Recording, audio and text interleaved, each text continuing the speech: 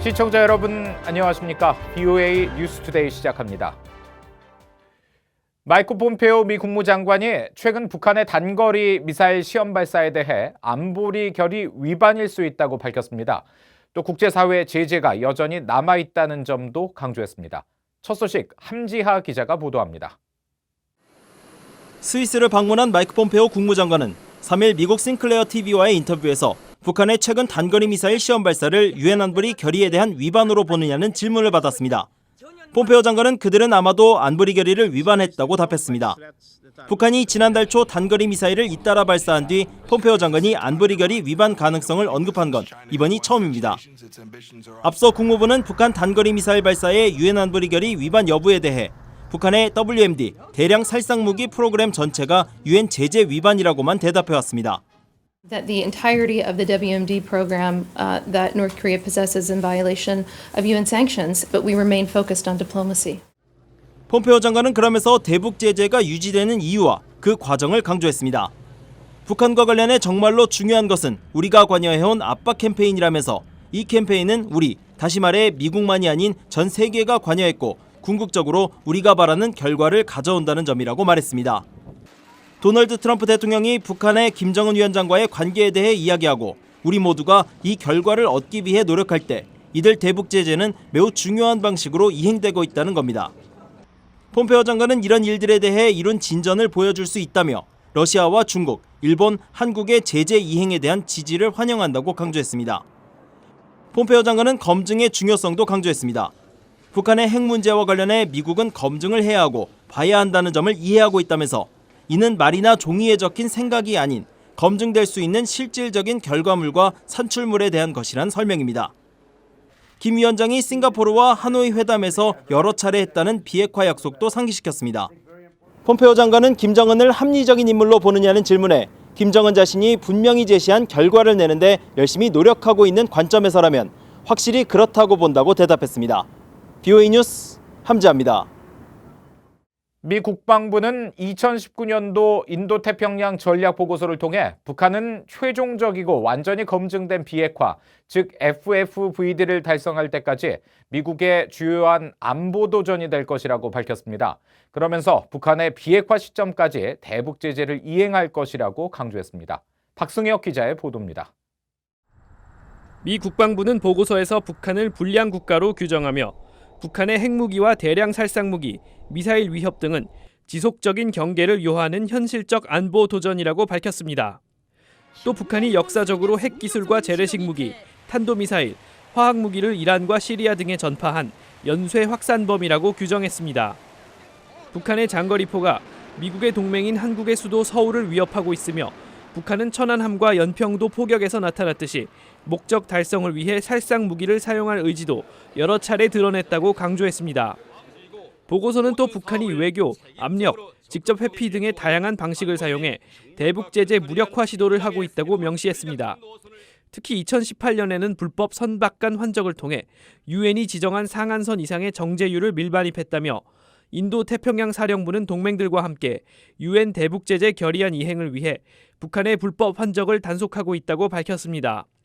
보고서는 이어 북한이 명확하고 의심의 여지 없는 비핵화 조치를 시작하지 않는 한 미국은 모든 국내 및 국제법상 제재를 집행할 것이라며 미국과 한국, 일본 등 동맹을 향한 모든 위협을 저지하고 필요하면 물리칠 준비가 돼 있다고 밝혔습니다.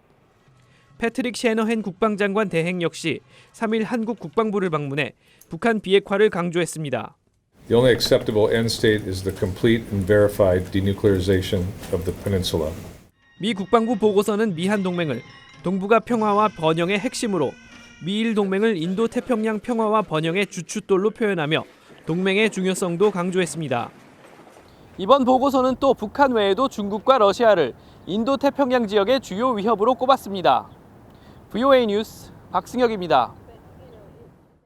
북한산 석탄을 싣고 사실상 표류 중인 파나마 선박 동타노가 출발지인 인도네시아로 향하고 있다는 소식 최근 전해드린 바 있는데요. 또 뱃머리를 돌려 항해하고 있는 것으로 확인됐습니다. 갈 곳을 잃고 헤매고 있는 상황입니다. 오택성 기자가 취재했습니다. 3일 현재 북한산 석탄을 싣고 있는 동타노는 말레이시아 케마만 항구로부터 동쪽으로 370km가량 떨어진 곳을 지나 북상하고 있습니다. 선박 위치 추적 시스템 마린 트래픽에 따르면 북한산 석탄 26,400톤을 싣고 있는 동탄호는 말레이시아 당국으로부터 입항 허가를 받지 못하고 싱가포르 해협에서 약 3주간 머무르다가 지난달 24일 출발지인 인도네시아를 향해 다시 움직이기 시작했습니다. 인도네시아 자카르타의 마룬다 항구를 향해 가던 동탄호는 이틀 뒤인 26일 목적지를 240여 킬로미터를 앞두고 멈춰섰습니다. 이번 사안에 정통한 소식통은 5월 29일부터 8일까지 인도네시아의 휴일인 관계로 석탄 하역 작업은 그 뒤에 이뤄질 것이라고 관측했습니다. 휴일이 끝날 때까지 기다리는 것 같았던 동탄호는 그러나 31일 돌연 뱃머리를 틀었습니다. 선하증권에 올린 목적지 인도네시아와는 정반대 방향으로 돌아선 겁니다. 하지만 마린 트래픽에는 동탄호의 도착지가 여전히 인도네시아로 나와 있어 출발지였던 인도네시아에서도 입항이 거부됐을 가능성이 제기되고 있습니다. VOA는 인도네시아 마룬다 항구에 동탄호의 하역 일정에 대해 문의했지만 항구 측은 아직 답변을 하지 않았습니다. 유엔 안보리가 이 석탄을 압류해야 한다고 밝힌 데 이어 미국 역시 압박 의지를 보이고 있어 동탄호의 북한산 석탄 하역은 쉽지 않아 보입니다. The United States undertaking to take down these ship-to-ship transfers. You should know that rogue regimes are difficult. I concede we need to continue to keep the pressure on. 최초 인도네시아 출발 당시부터 계산하면 동탄호는 50일 넘게 그 어느 항구에도 들어가지 못하고 있습니다. 국제사회의 감시 속에 동탄호의 정처 없는 항해가 언제까지 이어질지 주목됩니다.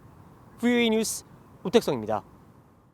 패트릭 셰너엔 국방장관 대행과 문재인 한국 대통령이 비핵화 목표 달성에 의미 있는 진전이 있을 때까지 대북 제재가 유지돼야 한다는 원칙을 재확인했다고 한국 청와대가 밝혔습니다.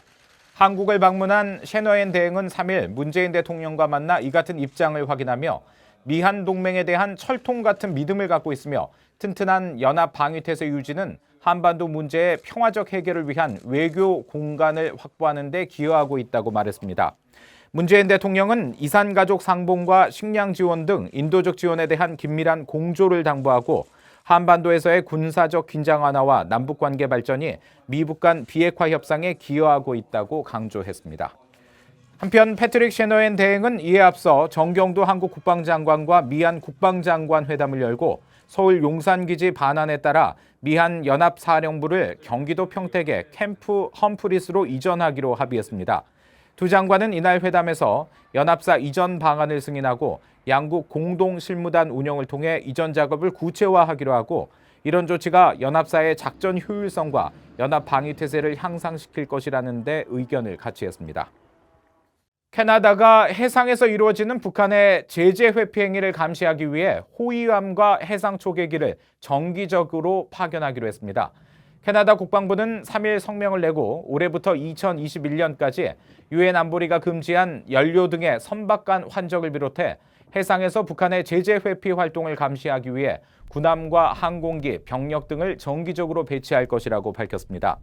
이에 따라 캐나다 해군 프리깃함인 레지나와 해상 초계기인 오로라 등이 이달 초부터 작전에 투입된다고 캐나다는 설명했습니다.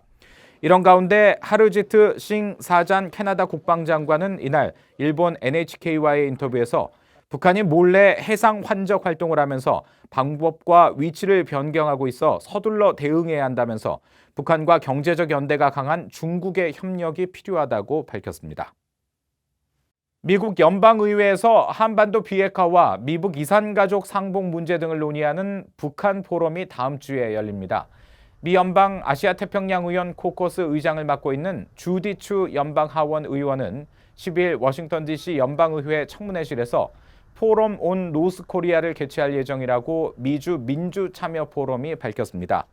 미주 민주참여 포럼의 최강철 대표는 3일 이번 포럼은 한반도 평화 프로세스 성공을 바라는 미주 한인들의 관심을 반영해 개최하는 것으로 한반도 비핵화를 비롯해 미북 이산가족 상봉, 인도주의적 대북 지원, 평화 안전 문제 등 다양한 북한 관련 정책 이슈가 논의된다고 설명했습니다.